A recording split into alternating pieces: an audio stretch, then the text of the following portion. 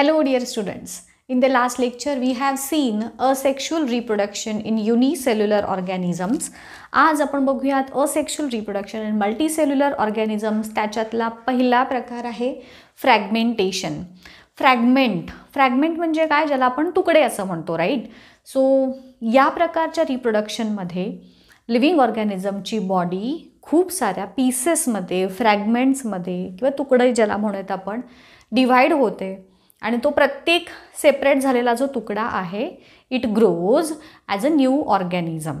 याला म्हणायचं fragmentation. This type of reproduction occurs in organisms like spirogyra आणि सायकॉन. हे स्पॉन्जेस तुम्हाला माहीत आहेत, तर ह्या सायकॉन्समध्ये देखील या प्रकारचं रिप्रोडक्शन तुम्हाला दिसून येईल. सो ह्याच्यामध्ये एक्झाम्पल मी जसं तुम्हाला नेहमी सांगते, आपल्याला आधी एक्झाम्पल लक्षात ठेवायचं आहे. स्पायरोगायरा आणि स्पॉन्जेस लाईक सायकॉन. आता याच्यामध्ये काय होतं म्हणून लिहिणार, जसं की लिव्हिंग ऑर्गॅनिझमची बॉडी फुल्ली ग्रो होते and after growth is completed it is divided into so many parts and each part develops into new organism. हे लिहायचं आहे. हे झालं स्पायरोगायराच्या बद्दल. सायकॉनमध्ये काय होतं तर ॲक्सिडेंटली बॉडी जेव्हा ब्रेक होते into pieces then it divides by fragmentation. सायकॉनचे जेव्हा दोन तुकडे पडतील बॉडीचे बाय ॲक्सिडेंट, चुकून, तर त्या केसमध्ये it develops into a new organism. तो प्रत्येक सेपरेट झालेला तुकडा. डायग्रॅम. आता ह्याच्यावरती इम्पॉर्टंट क्वेश्चन्स काय काय विचारले जातात. एक म्हणजे तुम्हाला डायग्रॅम दिली जाईल.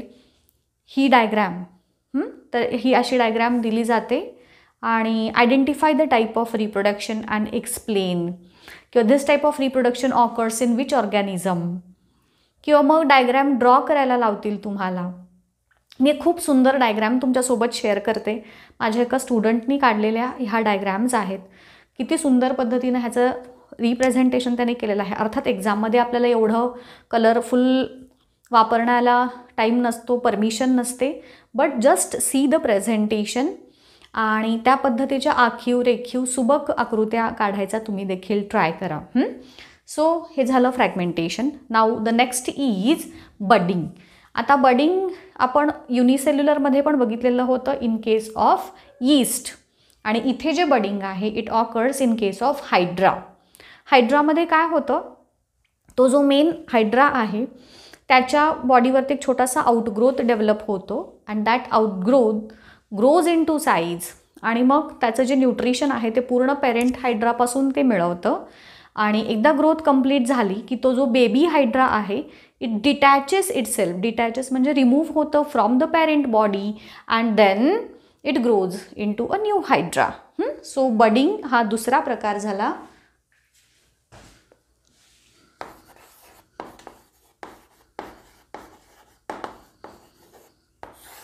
याचं एक्झाम्पल काय लिहिणार, हायड्रा.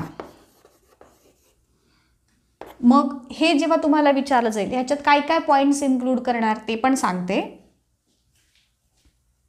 हे झाले मेन पॉईंट्स जे तुम्ही बडिंग अंडर लिहिणार, की आउटग्रोथ डेव्हलप होते त्याच्या बॉडीवरती, ती पूर्ण न्यूट्रिशन त्याचं पेरेंट बॉडीपासून डिराईव्ह करतं, आणि जेव्हा sufficient growth that is maturity attain करतं it detaches itself from the parent body and grows into a new hydra. हे देखील फेवरेबल कंडिशन्समध्ये या पद्धतीनं हायड्रा रिप्रोड्यूस करतो.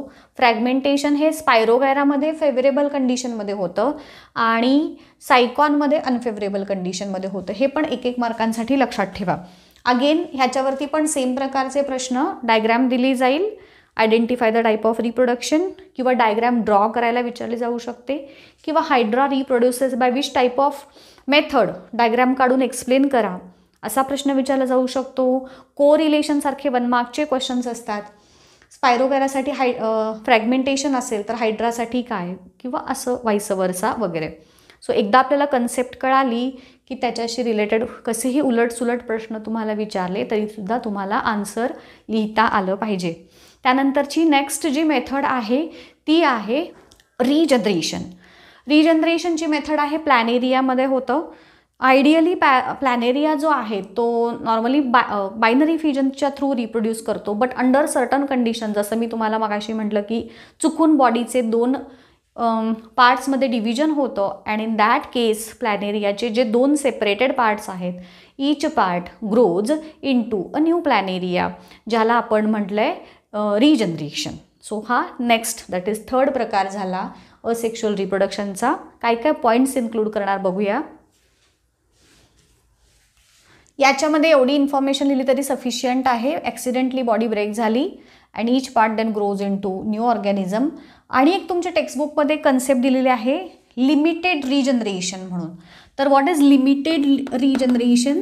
तर जे आपल्याला पालीमध्ये दिसतं, लिझार्ड असतं ना, त्याच्यामध्ये काय होतं, शेपूट तुटतात. इथं प्लॅनेरियाच्या बाबतीत काय सांगितलं की जे दोन्ही सेपरेट झालेले पार्ट नवीन ऑर्गॅनिझममध्ये डेव्हलप होतात. जसं की ह्या डायग्राममध्ये तुम्हाला दिसतं मेन प्लॅनेरिया आहे, त्याच्या 2 पार्ट्समध्ये डिवाईड झाली बॉडी आणि मग ईच पार्टपासून अगेन नवीन प्लॅनेरिया डेव्हलप झाला. हे झालं प्रॉपर रिजनरेशन. आणि जे पालीमध्ये किंवा लिझार्ड्स जे आपण म्हणतो त्याच्यामध्ये जे होतं it is limited regeneration, because जेव्हा त्याचा टेल पार्ट निघून जातो ना, तर after removal of the tail part त्यात तिथे नवीन शेपूट उगवते, परंतु सेपरेट झालेल्या टेलपासून नवीन पाल तयार होत नाही. म्हणजे फक्त कोणता पार्ट तयार झाला जर शेपूट असेल असं, त्याला म्हणायचं limited regeneration which occurs in lizard like animals. तो हे झालं रिजनरेशन. त्यानंतर नेक्स्ट येतं ते म्हणजे व्हेजिटेटिव्ह प्रोपगेशन, चौथा प्रकार.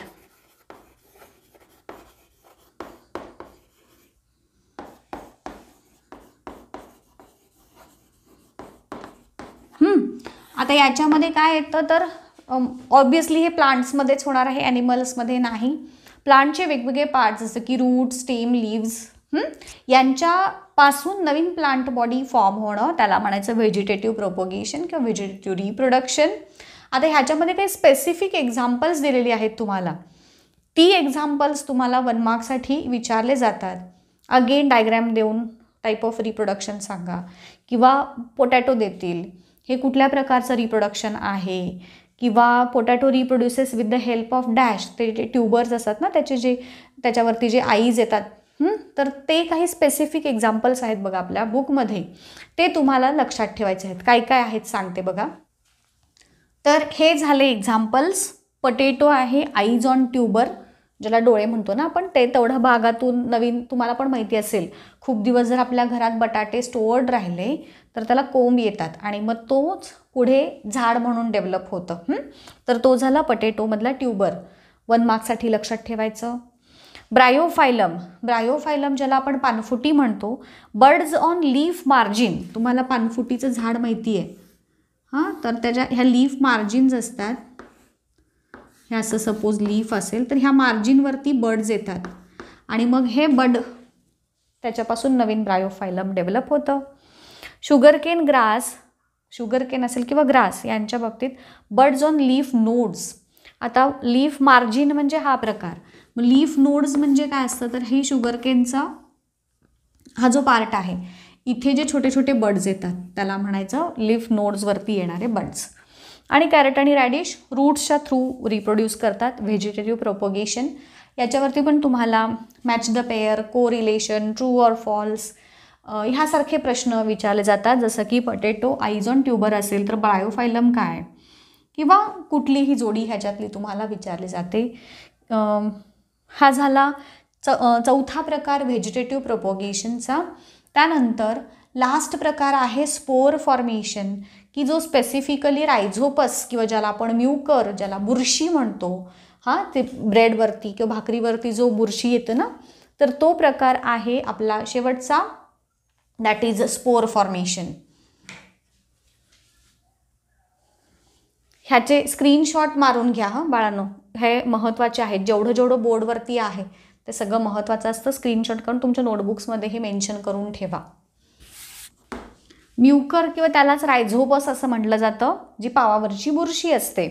याच्यामध्ये स्पोर फॉर्मेशन थ्रू. तर मग स्पोर्स हे काय असतात, तर जसं की सीड्स असतात की नाही, फ्रूट्समध्ये सीड कसे असतात तसे स्पोरॅन्जियममध्ये स्पोर्स असतात. म्युकरच्या स्पोरॅन्जियममध्ये स्पोर्स असतात.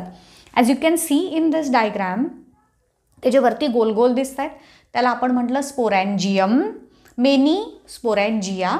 आणि मग ह्या स्पोरॅन्जियमच्या आत स्पोर्स असतात. जेव्हा हे स्पोरॅन्जियम मॅच्युअर होतात, ते बर्स्ट होतात, त्यातून स्पोर्स बाहेर पडतात जस्ट लाईक सीड्स, आणि मग ते जर्मिनेट होतात ऑन मॉइस्ट सरफेस. आणि मग त्या जर्मिनेट झालेल्या स्पोरपासून पुन्हा नवीन रायझोपसची बॉडी डेव्हलप होते. तुम्हाला एक्झाममध्ये डायग्रॅम ड्रॉ करायला विचारली जाते रायझोपसची.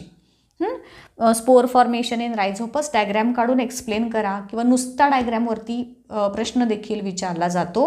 ह्याची इम्पॉर्टंट कीवर्ड्स काय काय लक्षात ठेवणार बघा. ओके, सो एवढी इन्फॉर्मेशन स्पोर फॉर्मेशनसाठी सफिशियंट आहे.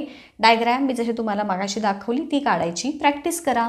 So this was all about asexual reproduction in multicellular organisms. हा पार्ट इथेच थांबतो. नेक्स्ट लेक्चरमध्ये आपण सेक्शुअल रिप्रोडक्शनचा पार्ट सुरू करूयात. Till then, good bye, thank you and all the best.